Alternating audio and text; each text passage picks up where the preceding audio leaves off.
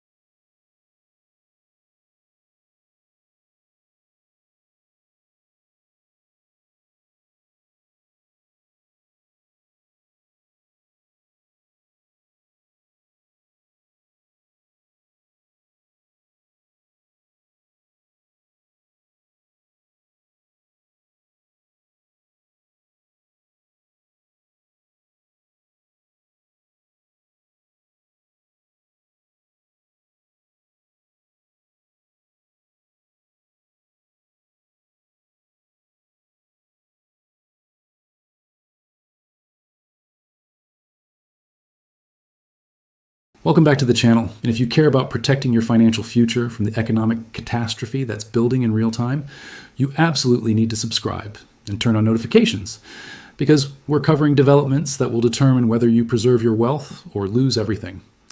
Today is February 13th, 2026, and we need to talk about the debt crisis that's reached truly unprecedented levels and what it means for precious metals investors. Let me start with the headline number that should be front page news everywhere, but is instead being buried and downplayed. According to the latest data from the New York Federal Reserve, total U.S. household debt has reached $18.8 trillion. Now, I know that large numbers can lose their meaning when we talk about trillions, so let me put this in context that makes it real and understandable. $18.8 trillion is more than the entire annual economic output of China, the world's second largest economy. It's roughly equivalent to the combined GDP of Germany, Japan, India, and the United Kingdom. It represents approximately $56,000 for every man, woman, and child in the United States, or over $150,000 per household. But the total number, as staggering as it is, doesn't tell the whole story. We need to break down the components to understand where the stress is concentrated and why this debt load is fundamentally unsustainable.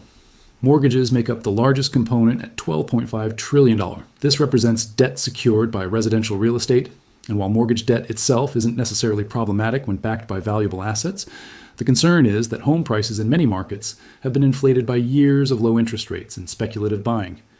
If we see a significant correction in housing prices, millions of homeowners could find themselves underwater, owing more than their homes are worth. Auto loans represent $1.6 trillion of the total debt load, and this is where we're seeing particularly acute stress. The average auto loan payment in America is now over $700 per month, and loan terms have stretched to 6, 7, or even 8 years in many cases. People are taking out nearly decade-long loans to finance depreciating assets that will be worth a fraction of the loan balance long before the debt is paid off.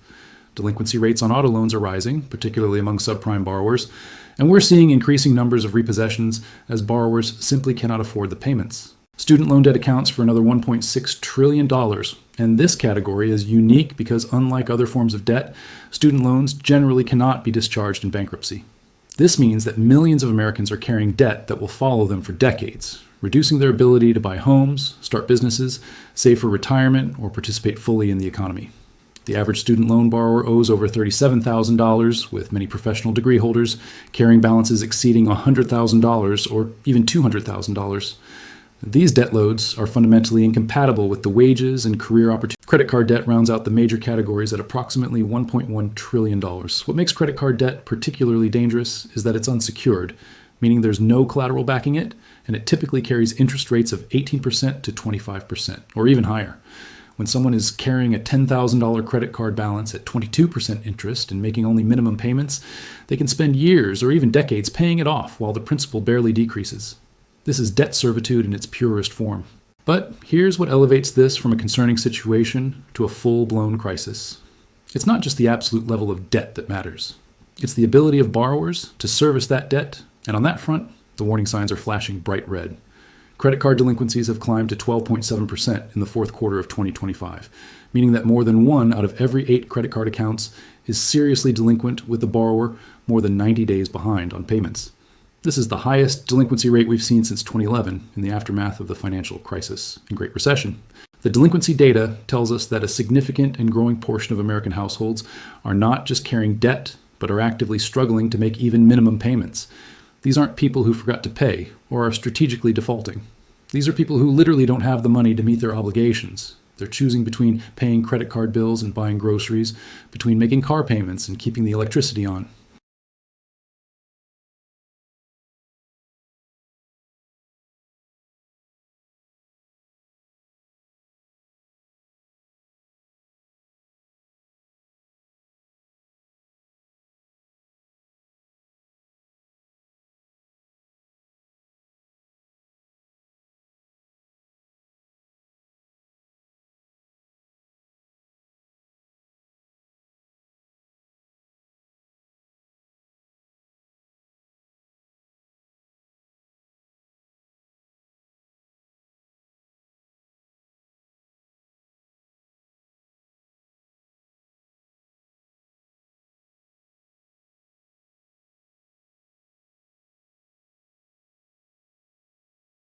Now, let me explain why the debt crisis we're facing is not just serious, but actually unsolvable within the current monetary and economic framework. This is the part that most mainstream economists and financial commentators refuse to acknowledge, because the implications are too uncomfortable. But if you understand the mathematics and the incentive structures, the conclusion becomes unavoidable. The system cannot continue on its current path, and when it breaks, precious metals will be one of the few assets that preserve value. Let's start with basic debt dynamics. When you take on debt, you're obligated to make regular payments that include both principal repayment and interest. For this to be sustainable, your income needs to grow at a rate equal to or greater than the debt service requirements. If your debt grows faster than your income, you enter a death spiral where an increasing percentage of your income goes to debt service, leaving less for everything else, which forces you to take on more debt just to maintain your standard of living, which increases your debt service burden further, and on until the system collapses. This is exactly the situation American households find themselves in. Median household income in the United States has grown by approximately 3% to 4% annually over the past several years. That sounds reasonable until you realize that the cost of essential goods and services, housing, healthcare, education, food, energy, has been growing significantly faster than 3% to 4% annually. Real inflation, the actual increase in the cost of maintaining a middle-class lifestyle, has been running at 6% to 8% or higher for many households. This gap between income growth and expense growth forces households to either reduce their standard of living, which is politically and socially difficult, or to finance the gap with debt, which is what's been happening.